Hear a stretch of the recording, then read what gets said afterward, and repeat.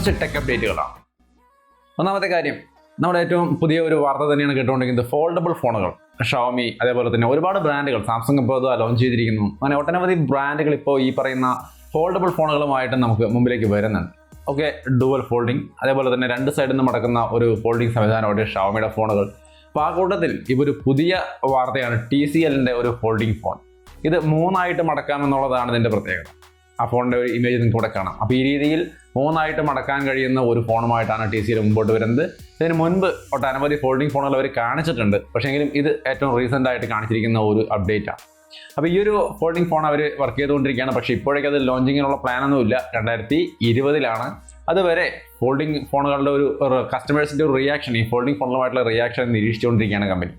എന്തായാലും വളരെ വ്യത്യസ്തമായ പരീക്ഷണങ്ങൾ ഈ ഒരു ഫോൾഡിംഗ് ഫോണുകളുടെ കാര്യത്തിൽ ഈ ഒരു കമ്പനി നടത്തുന്നു. അപ്പോൾ എന്തായാലും ഇൻട്രസ്റ്റിംഗ് ആയ ഒരു ഫോൾഡിംഗ് ഫോണുമായിട്ട് താമസിയാതെ തന്നെ ഈ ഒരു ബ്രാൻഡ് മുമ്പിലേക്ക് വരുമെന്നാണ് കേൾക്കുന്നത്. ഇനി അടുത്തൊരു കാര്യം, കളർവൈസ് 7 എപ്പോഴാണ് വരുന്നതെന്ന് ഒരുപാട് പേര് ചോദിക്കുന്നുണ്ട്. എന്തായാലും കൃത്യമായിട്ടൊരു ഡേറ്റ് അവർ പറഞ്ഞിട്ടില്ല. ഓപ്പോയും റിയൽമിയും ഒക്കെ കളർവൈസ് 7 വരുന്നുണ്ട്.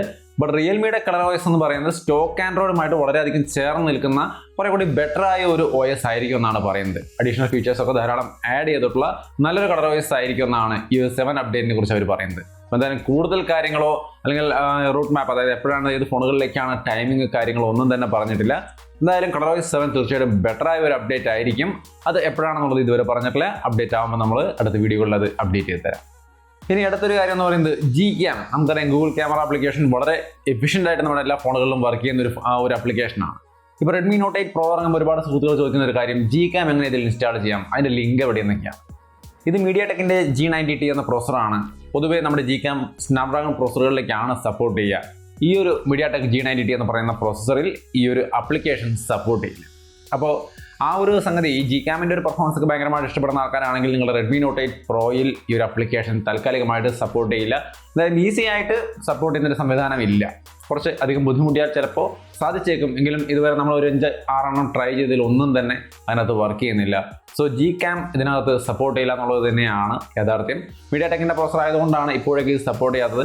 മേ ബി ഫ്യൂച്ചറിൽ അപ്ഡേറ്റിലൂടെയൊക്കെ ഇത് സപ്പോർട്ട് ചെയ്തേക്കാം. എന്തായാലും ഇപ്പോഴേക്ക് Note 8 Proയിൽ നമുക്ക് Gcam സപ്പോർട്ട് ചെയ്യില്ല.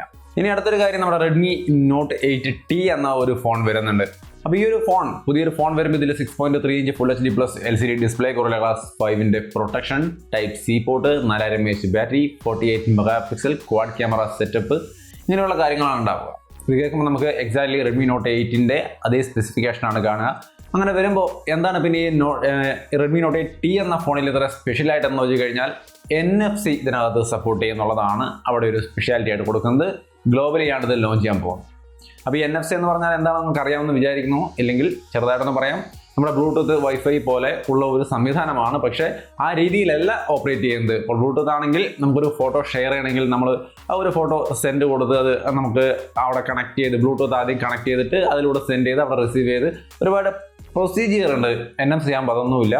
ജസ്റ്റ് ആ ഫോട്ടോ എടുത്ത് ഷെയർ, ടാപ്പ് ടു ബീം എന്ന് കൊടുത്തു കഴിഞ്ഞാൽ തൊട്ടടുത്ത്, അതിൻ്റെ വളരെ തൊട്ടടുത്തായിരിക്കണം, അകലെ പറ്റില്ല. തൊട്ടടുത്ത് തന്നെ മറ്റേ ഡിവൈസ് ഉണ്ടെങ്കിൽ അതിൽ NFC ഉണ്ടെങ്കിൽ ടാപ്പ് ടു ബീം എന്ന് കൊടുത്ത വഴിക്ക് തന്നെ അപ്പുറത്ത് റിസീവ് ആവും.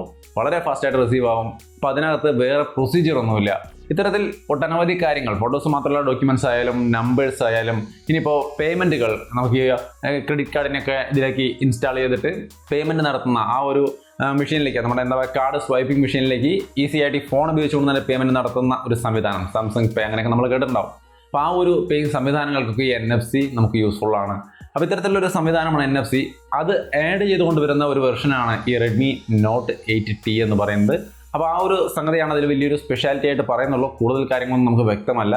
അത് വ്യക്തമാകുന്ന മുറയ്ക്ക് നമ്മൾ കൂടുതലായിട്ട് അപ്ഡേറ്റ് ചെയ്യാം. എന്തായാലും സെയിം Redmi Note 8 വിത്ത് NFC ആണ് ഈ പറയുന്ന Redmi Note 8T എന്ന് പറയുന്ന ഫോൺ. ഇനി ഫൈനലായിട്ട് നമ്മൾ കേൾക്കുന്ന ഒരു പുതിയ വാർത്ത, ഒരുപാട് സുഹൃത്തുക്കൾ ചോദിച്ചുകൊണ്ടിരിക്കുന്നത് Note 9, Redmi Note 9, Note 8 ഇറങ്ങിയിട്ടുള്ള ഈ Pro ഒക്കെ എപ്പോഴേക്കും Note 9നെ കുറിച്ച് ആൾക്കാർ ചോദിച്ചു തുടങ്ങി. Note 9 രണ്ട് കാര്യമാണ് കേൾക്കുന്നത്. ഒന്ന്, Note 9 എന്ന് പറയുന്ന ഒരു മോഡൽ ഇനി വരില്ല എന്നാണ്. Note 8ഓടുകൂടി ഇത് അവസാനിക്കുകയാണ്. കമ്പനി ഈ ഒരു സീരീസിനെ റീസെറ്റ് ചെയ്തിട്ട് പുതിയ ഒരു സീരീസ് ഇറക്കാനാണ് പോകുന്നതെന്നാണ് ഒരു സൈഡിൽ നിന്നുള്ള വാർത്ത. മറ്റൊരു സൈഡിൽ നിന്ന് കേൾക്കുന്നത് Note 9 എന്ന ഫോൺ വരാൻ പോകുന്നു. ഒട്ടനവധി കാര്യങ്ങൾ ഫീച്ചേഴ്സായിട്ട് പറയുന്നുണ്ട്. അതൊന്നും കമ്പനിയുടെ ഭാഗത്തു നിന്നുള്ള യാതൊരുവിധ അറിയിപ്പ് ഇതിനകത്തില്ല. ഒരു തരത്തിലുള്ള ഹിൻറ്റും ഇല്ല. ജസ്റ്റ് റൂമേഴ്സ് മാത്രമാണ്. അപ്പോൾ നോട്ട് 9 വരില്ലെന്നൊരു കൂട്ടർ, വരുന്നുണ്ടെന്നൊരു കൂട്ടർ, 2 സെക്ഷൻ ഉണ്ട്. മൈൻഡ് ചെയ്യേണ്ട. എന്തായാലും കൂടുതൽ കൃത്യമായ അപ്ഡേറ്റുകൾ വരുന്ന വഴിക്ക് നോട്ട് 9 കുറിച്ചുള്ള വാർത്തകൾ നമ്മൾ തന്നെ ഈ ചാനലിൽ അപ്ഡേറ്റ് ചെയ്യും. അത് കിട്ടാൻ വേണ്ടി നമ്മുടെ ചാനൽ മറക്കാതെ സബ്സ്ക്രൈബ് ചെയ്തിരിക്കുക. സബ്സ്ക്രൈബ് ചെയ്യുമ്പോൾ ബെല്ലൈക്കൺ എനേബിൾ ചെയ്ത് വെക്കാൻ മറക്കരുത്. അപ്പോൾ ഒരു ചെറിയ ടെക് അപ്ഡേറ്റ് ആണ് നമ്മൾ കണ്ടത്. വീഡിയോ അവസാനിപ്പിക്കുകയാണ്. വീഡിയോ ഇഷ്ടപ്പെട്ടാൽ ലൈക്ക് ചെയ്തും ഷെയർ ചെയ്തൊക്കെ സപ്പോർട്ട് ചെയ്യണം. വീണ്ടും മറ്റൊരു വീഡിയോ ആയിട്ട് കാണാം. ബൈ.